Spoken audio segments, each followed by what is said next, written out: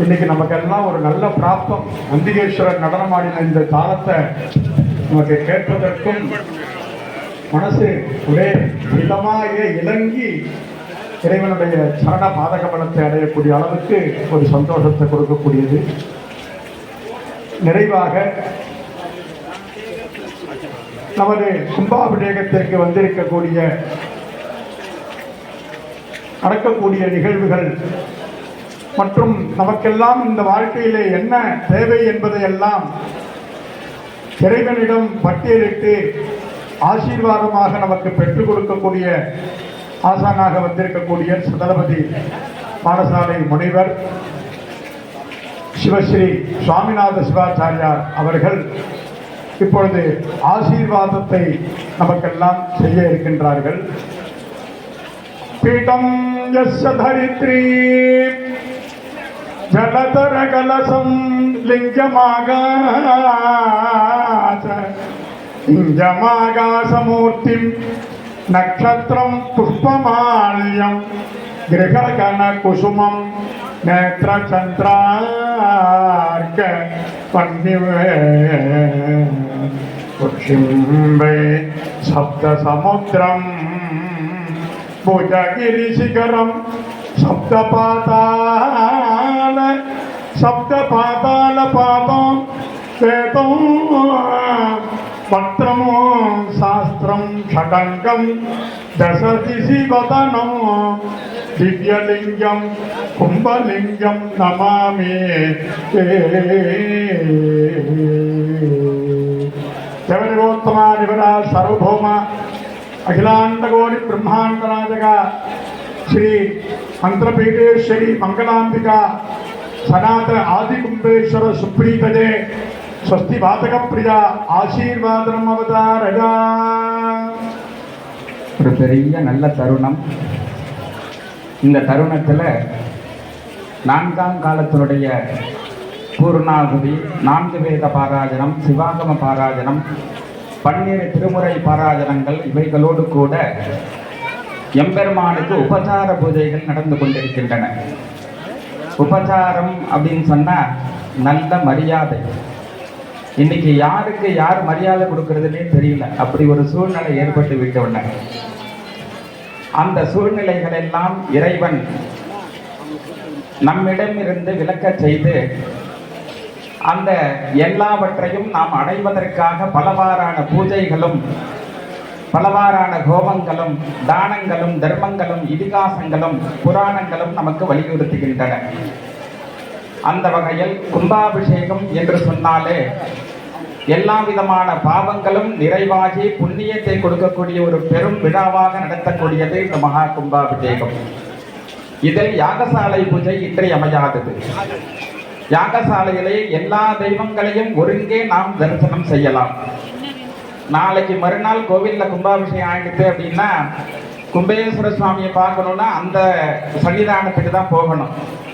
அம்பாலை பார்க்கணுன்னா அம்பாள் சன்னிதானத்துக்கு போகணும். முருகப்பெருமானை பார்க்கணுன்னா அந்த சன்னிதானத்துக்கு போகணும். ஆனால் யாகசாலையில் ஒருங்கே இருந்து தரிசிக்கக்கூடிய ஒரு பெரிய பாக்கியம் நமக்கெல்லாம் கிடைத்திருக்கின்றன.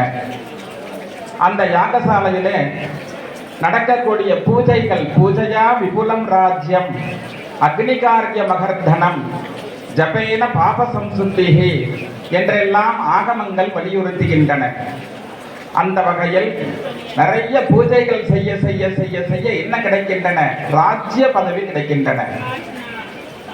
அதே போன்று அக்னிகாரிய மகர்தனம் அப்படின்னு நிறைய ஹோமங்கள் பண்ணணும். ஹோமங்கள் செய்யலை அப்படின்னு சொன்னா மழையே பொழியாது.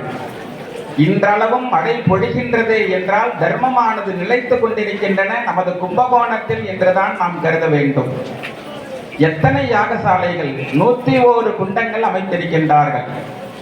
அந்த 101 குண்டங்களோடு கூட 8 காலங்கள் யாகசாலைகள் மிக அழகாக நடந்து கொண்டிருக்கின்றன.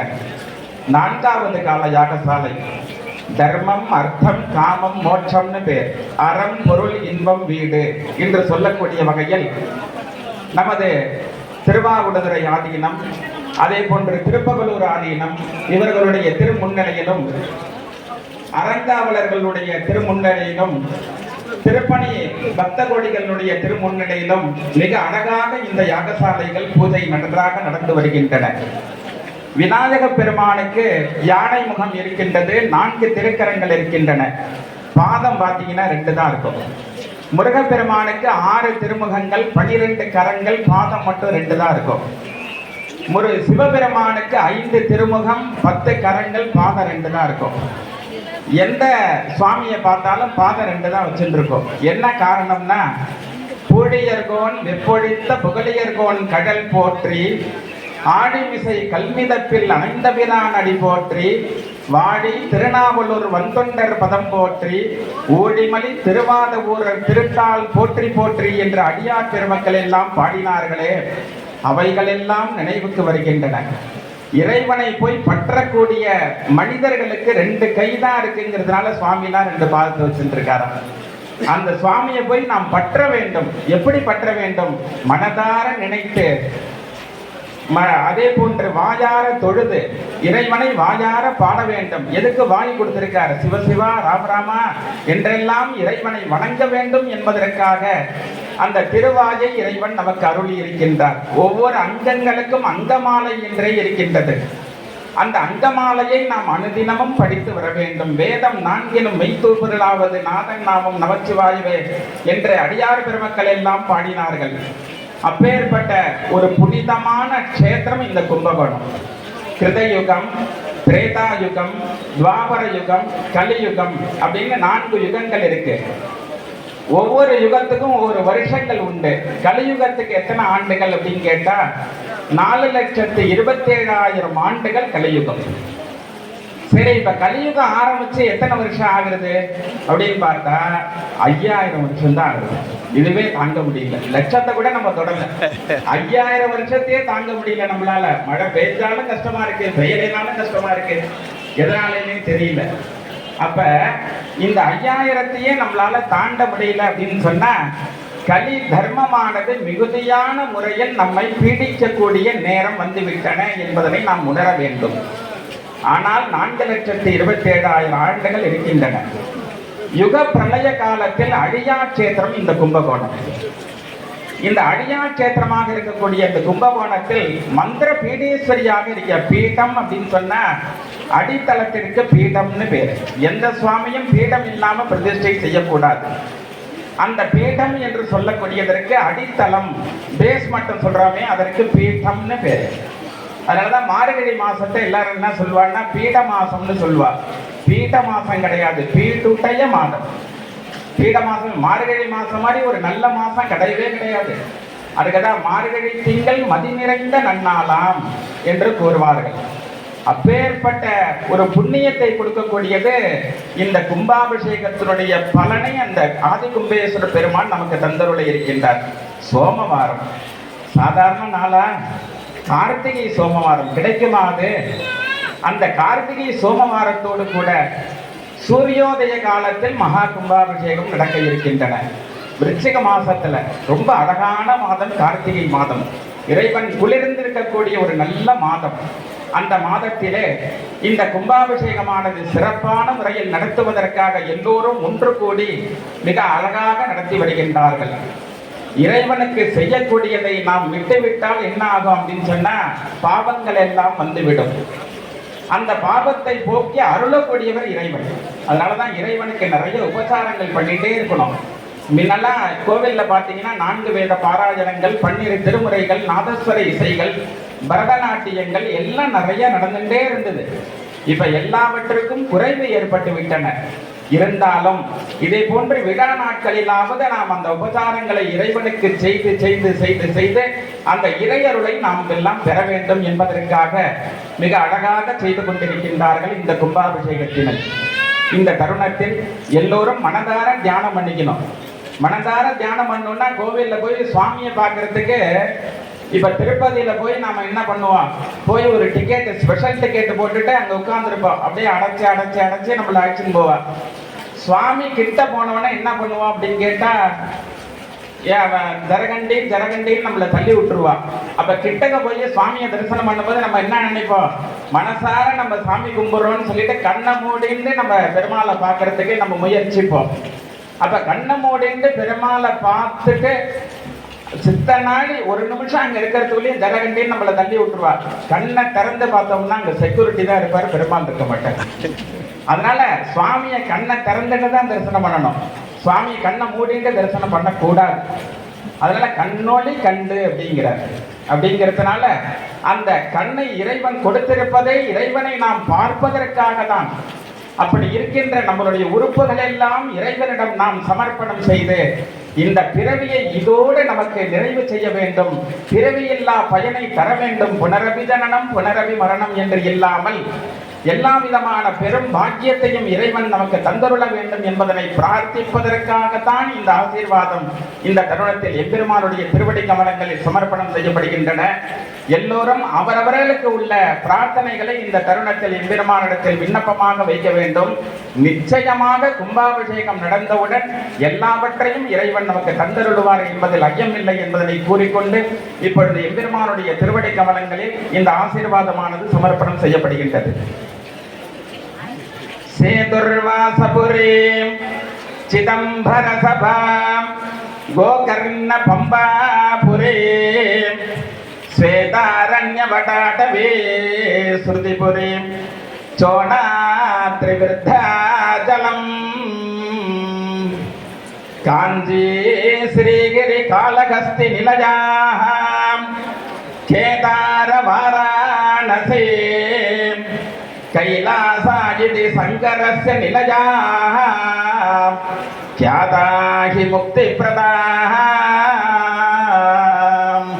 स्वस्ति प्रजाभ्य परिपालयन्तां न्यायेन मार्गेण महिमहीसाः गो ब्राह्मणेभ्यः शुभमस्तु नित्यं लोकाः समस्ताः सुखिनो भवन्तु काले वर्षत पर्जन्य पृथिवी सस्यशालिनी देशोऽयं क्षोभरहितो भूसुरा सन्तु निर्भयाः स्वस्ति मन्त्रार्था सत्या सफला सन्तति भवन्तो महान्तो न गृह्णन्तो सुमुखश्चैकदन्तश्च कपिलो गजकर्णकाः लम्बोदरश्च विकटो विघ्नराजो विनायकाः धूमकेतुर्गणाध्यक्ष बालचन्द्रो गजाननाः वक्रतुण्ड शूर्पकर्णो हेरम्ब स्कन्दपूर्वजाः इति षोडश नामभिः अलङ्कृतस्य पार्वत्यम्बिका समेत परमेश्वरस्य प्रेमकुमारस्य श्रीवल्लभाम्बा समेत महागणपतेः अनुग्रहप्रसादेन आर्तिकरस्य कार्तिकेयस्य परब्रह्मण्यभूतस्य वल्ली देवसेनाम्बा समेत नित्यकल्याण प्रसन्न शिवसुब्रह्मण्य स्वामिनाः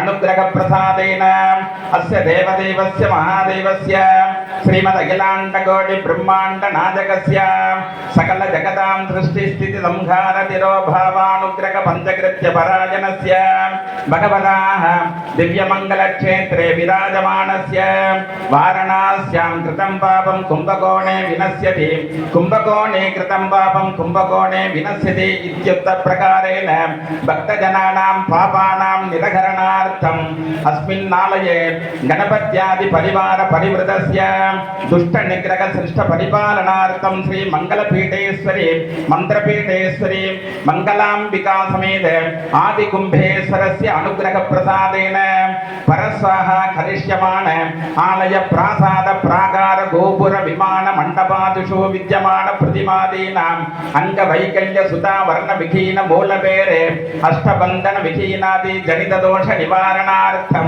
आलय पुनरावर्तन जीर्णोद्धारण चाट्टबंधन समर्पण रजत बंधन स्वर्ण बंधन सहित महाकुंभाभिषेक महोन्नत महाशांतिक महामंगल कर्मणि यागशालायां तृतीय दिवस प्रातः कालीय पूजा जपहोम महामंडपाराधन मध्ये संभावित मंत्रतंत्र क्रिया कारणयम श्रद्धालोपे सत्यपि सर्वं यथोक्तं यदा शास्त्रानुष्ठितं पूजादिति भवन्तो महान्तो रण गृह्णन्तो अस्य देवालयस्य सप्तसागर सप्तकुलातल सप्तद्वीप परिमण्डित भूमण्डले 50 कोटि योजन विस्तीर्ण जम्बूद्वीपाः तत्राप्य उत्तमार्धपञ्चाशद्धेतेष्वपि अनेक कोटि सुरालय मंडित भूसुरालय मंडित चोल प्रदेशे तस्मिन्नपि अपरिमित हरिहरालय विपुत कोटि संकीर्ण सख्य जातीय स्थलानि सर्वोत्तमानि एतेषु परमहित वैभवे साक्षात् मंत्रपीठेश्वरीपति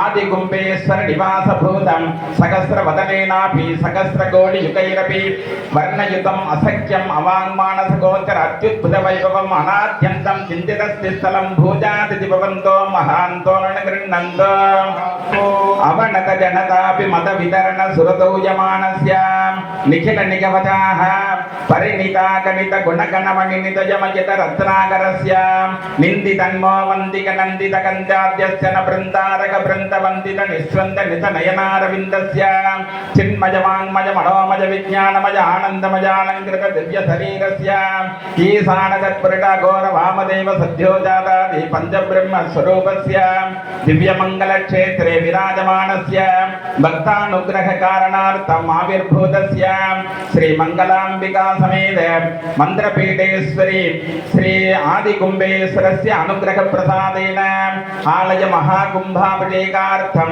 पुनरावर्तनार्थम् अस्य देवालयस्य सप्त पादबन्ध पद्मबन्ध पद्माश्रवबन्ध पद्मपुष्कर प्रतिश्रव प्रथम फलक मूल प्रसाद उपान जगती कुमुद कंबकंठ श्रीकंठ पट्टिका स्तंभ महापट्टिका तलवेदिका पादतोरण कपोत व्यालशाल कूडशाल पंचशाल एकदल द्विदल त्रिदल पंचदल सप्तदल नवदल वृषभदल कर्णनासी अणुनासी महानासिका अग्रशिखर स्तूप्यादयाश्च नवरत्नानि कथितं भुजादिति भवन्तो महान्तो न गृह्णन्तो अस्य परमेश्वरस्य महाकुम्भाभिषेक मूल्यदातॄणां धनोपकारीणां धान्योपकारीणां शरीरोपकारीणां यागशाला दर्शनार्थम् आगतानाम् अनागतानां च क्षेमस्थैर्य धैर्य शौर्य भाग्य वीर्य विजय आयुरारोग्य ऐश्वर्याभिवृद्धिः धन कनक वस्तुवागण धेनो काञ्चन पुत्र पौत्रादि अभिवृद्धिः दुराचार श्रवणद्वारा सदाचार मदाचार अभिवृद्धिः दुश्चिन्तन निवृत्ति द्वारा सुचिन्तनावाप्तिः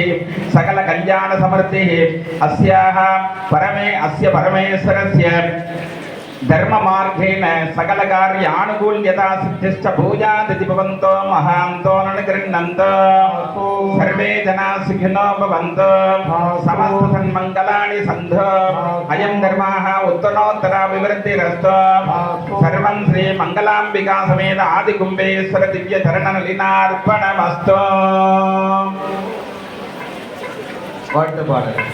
வான்முகில் வகாது வேக மணிவனம் சுரக்க மன்னனும் கோன்முறையது செய்க குறைவிடாது உயிர்கள் பார்க்க நானும் மறையரங்கள் ஓங்க நத்தமும் பிறவி மல்க மேன்மைகோள் சைவ நீதி விளங்குக உலகமில்லா நம பார்வதி பதையே சிவனே போற்றி எல்லாருக்கும் காவாய் கனகத்திரளே போற்றி போற்றி மலையாளி போற்றி